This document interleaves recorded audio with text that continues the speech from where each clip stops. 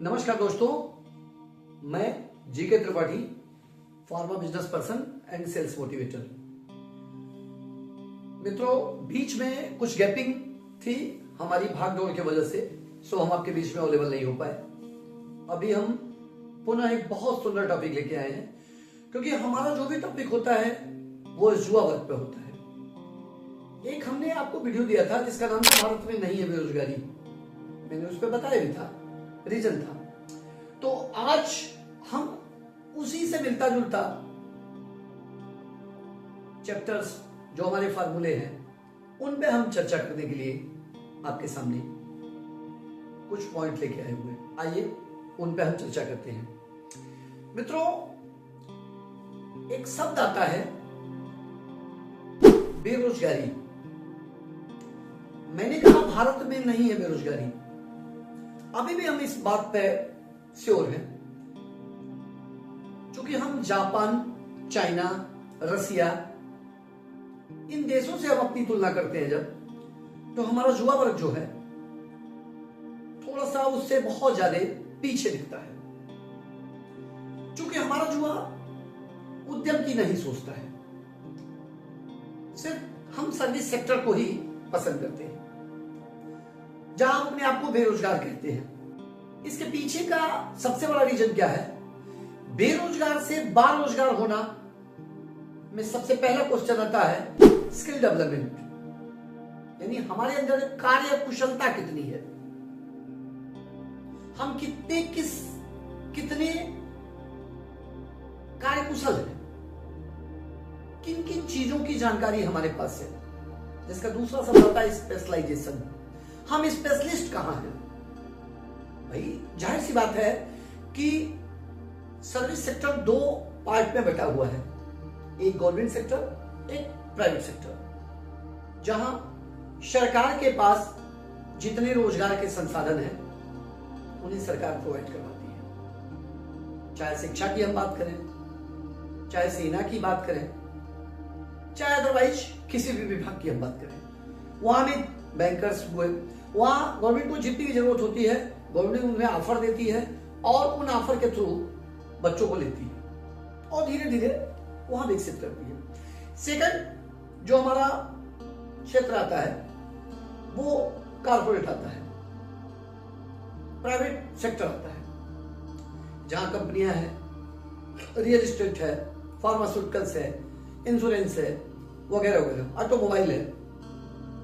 In sector में भी रोजगार बहुत क्रिएटिव, बहुत ज्यादा है। लेकिन वहां क्या है कि एक स्पेशलाइजेशन होता है कि अगर आप ऑटोमोबाइल में आपकी रुचि है, उसके संबंध में आप जानते हैं, तो आप उस क्षेत्र में जा सकते हैं, तभी वो कंपनी आपको एक्सेप्ट करती है। मेरे कहने का मतलब यह है कि हमारा युवा स्पेशलाइजेशन की तरफ बढ़ता है कि अगर वो ग्रेजुएशन की स्थिति में आ जाता है, हाई स्कूल करता है, इंटरमीडिएट करता है, उसका ग्रेजुएट होता है, तो जब उसमें आगे बढ़ता है तो सबसे पहली बात उसके सामने ये रखनी चाहिए, उसे अपने प्रस्ताव में, अपने आप में ये सोचना चाहिए कि मेरी खुद की स्पेशलाइजेशन क्वालिटी क्या है, हम कहां माहिर हैं, क्या हम जानते हैं, किस क्षेत्र में हमारी पकड़ है। अगर हम अच्छा बैंकर्स हैं, बैंकिंग के बारे में अच्छा जानते हैं, हमने कॉमर्स की पढ़ाई किया, हमने बैंक की तरफ ध्यान दिया, हमने बैंकर्स की चीजें जाना, हमने एफडीआर क्या होती है, रेपो रेट क्या होती है, वगैरह वगैरह चीजों को जाना, तो हमारे लिए फाइनेंस सेक्टर एक बेहतर सेक्टर होता है। वहां हम इंश्योरेंस में भी जा सकते हैं, वहां प्राइवेट सेक्टर के बैंकों में भी हम जा सकते हैं।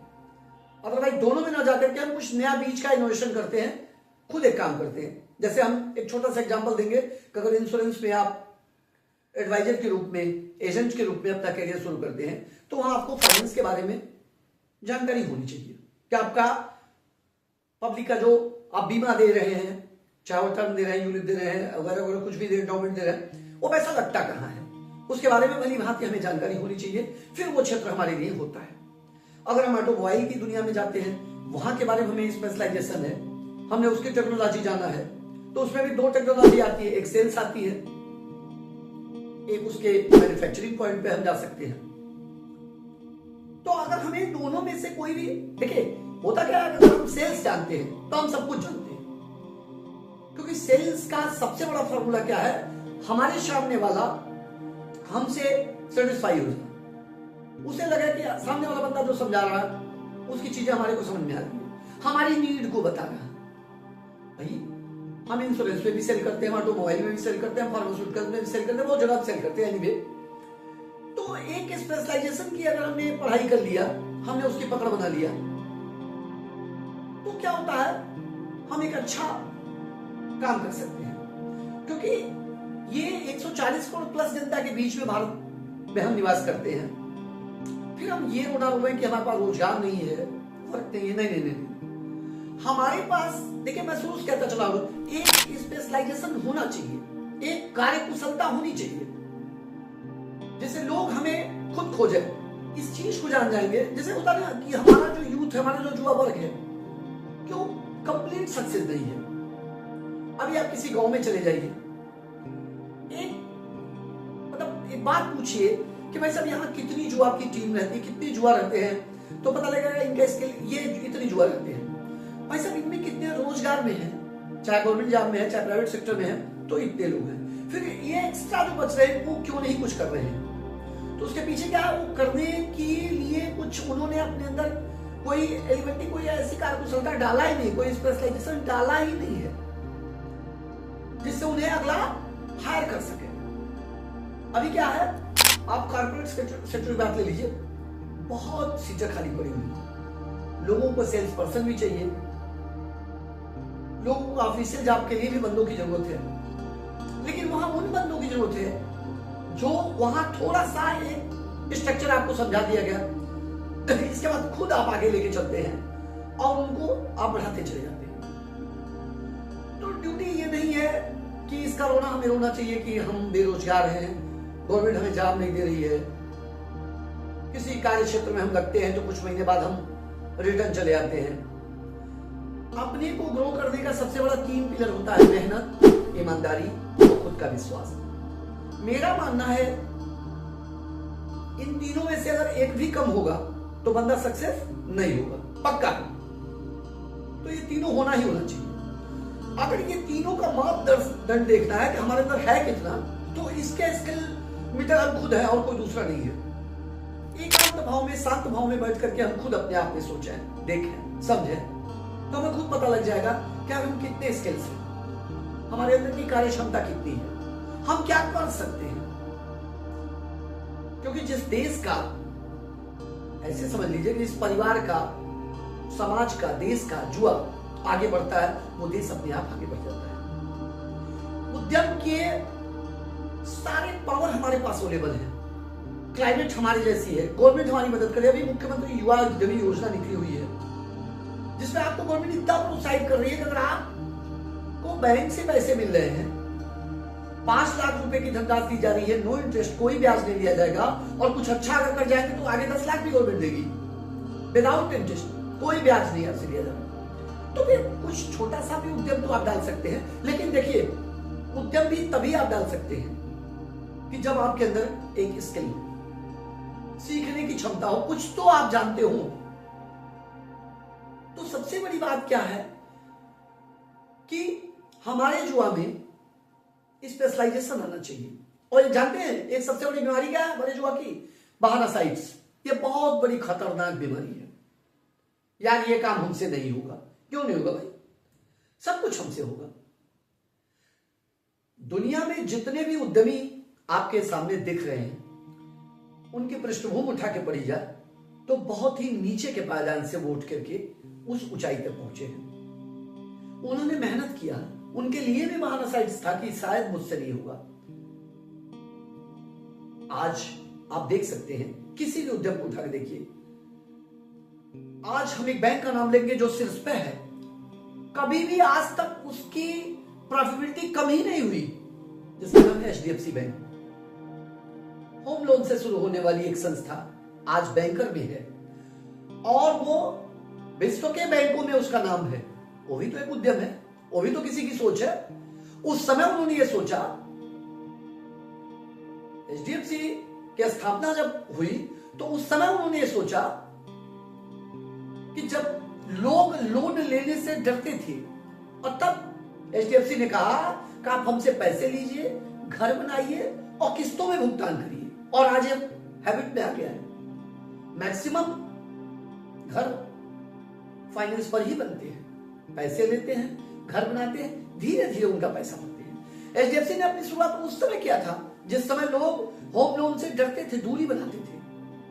तो एक ऐसी रेगिस्तान का बिजनेस उसने शुरू किया, एक ऐसा बिजनेस उसने लॉन्च किया जिसका कस्टमर था ही नहीं, और आज वो फाइनेंस से बैंक की तरफ आया और दुनिया के बैंकों में उसका एक स्थान है।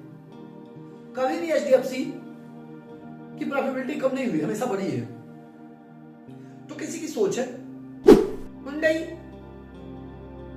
एक ऐसी कंपनी जिसका निर्माण करने वाला आदमी खेतों में काम करता था, जिसके माता पिता को पता नहीं था कि ये बंदा कुछ करेगा अभी फ्यूचर में।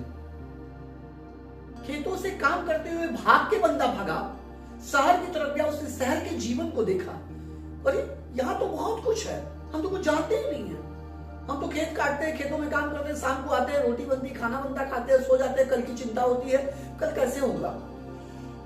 सॉरी। उस व्यक्ति ने भाग के 4 बार अपनी दुनिया, मतलब 2 बार पकड़ा गया, पुनः गांव बुलाया गया, और तीसरी बार भगा। उसने अपने आप को डेवलप किया, वार आए, सब कुछ धराशायी हो गया, और पुनः उसने अपने आप को विकसित किया, और एक गैरेज से आज इतनी बड़ी कंपनी बन गई। आज उस कार का हम लोग इस्तेमाल करते हैं। तो किसी की भी पृष्ठभूमि उठा के देखिए, होता क्या ना, मन का जज्बा होना चाहिए, मन में वो चीज आनी चाहिए, यार मैं कुछ करूंगा, मुझे कुछ डिफरेंट करना है। तो आपके लिए गाड़ी, बंगला, इज्जत, शोहरत, पैसा, कोई भी चीज बड़ी नहीं है, सब कुछ आपके सामने है, बट करने का हुनर होना चाहिए। और दूसरा कर दे और आप बैठे तमाशा देखते रहे, ऐसे नहीं होगा, करना आपको पड़ेगा, परिस्थितियों के साथ आपको चलना पड़ेगा। पहले दिक्कतें झेलनी पड़ेगी, और धीरे धीरे उस मुकाम पे आप पहुंचेंगे जहां के बारे में आपने सोचा नहीं था। तब से इसमें मजा आता है। किसी भी उद्यमी की हिस्ट्री आप पढ़ लीजिए। तो मेरे कहने का मतलब है कि बेरोजगारी नहीं है। अगर आप गवर्नमेंट सेक्टर में वास्तव में जाना चाहते हो कि भारत सरकार, उत्तर प्रदेश सरकार, बिहार सरकार, या हमारे देश की, प्रदेश की सरकार हमें बुला के नौकरी दे, तो स्पेशलाइजेशन लाइए। और अगर चाहते हो कि हम इससे भी कुछ अलग करें, सरकार पे न थोपे, तो हम उद्यम की सोचें। अब आप कहते हो मेरे पास कैपिटल नहीं है, तो कैपिटल ही गवर्नमेंट दे रही है। छोटी पूंजी से बहुत बड़ा भंडार खड़ा किया जा सकता है। तो उद्यम की सोचिए, कारपोरेट जगत में कुछ सीखिए, वहां से भी कुछ अच्छा आप कर सकते हैं। तो धीरे धीरे आप चाहेंगे तो बहुत कुछ कर सकते हैं। तो मेरे कहने का मतलब है कि जब उद्यम होगा, हमारा जुआ बढ़ेगा, तो हमारी दुनिया बदलेगी, हमारे देश की तकदीर बदलेगी। तो मित्रों, मेरी बार बार आपसे एक गुजारिश है कि अपने अंदर स्किल डेवलपमेंट में कुछ स्पेशलाइजेशन जरूर लाइए, कार्य कुशलता जरूर लाइए, जिसकी वजह से आपकी पहचान हो। बाकी इसके बाद मेरी फिर एक वीडियो आ रही है जिसमें हम आपको बताएंगे कि हर उद्यम को अलग अलग हम डिफाइन करके बताएंगे कि अगर आप रियल एस्टेट का काम करते हो, मैं थोड़ी सी बात को और बताऊंगा आपको कि अगर आप रियल एस्टेट का काम करते हो तो बोलते हो मैं रियल एस्टेट काम करता, नहीं सर, उसमें भी बहुत कुछ परिवर्तन है। मैं उस पर भी एक अगली वीडियो में चर्चा करूंगा। आप इंश्योरेंस पे काम करते हो, आप कोई टेक्नोलॉजी पे काम करते हो, आप बैंकर्स पे काम करते हो, तो हम उस पर विस्तृत, आप इस पे हमें कमेंट में दे सकते हैं लिख के। आप जिस पे चाहो, जिस क्षेत्र में चाहो, जो हो रहा है उससे भी अलग हम आपको दिखाएंगे कि कुछ ऐसा करिए जिससे आपको पहले पूछा जाए। और जानते हैं, बस वही बात, मेहनत, ईमानदारी, खुद का विश्वास। काम के पहले इन 3 फार्मूले को अपने जहन में जरूर रखिएगा। 3 के साथ सक्सेस आपका पूरा इंतजार करेगी, और सक्सेस होने से आपको कोई रोक नहीं पाएगा। मिलते हैं नेक्स्ट वीडियो में। नमस्ते।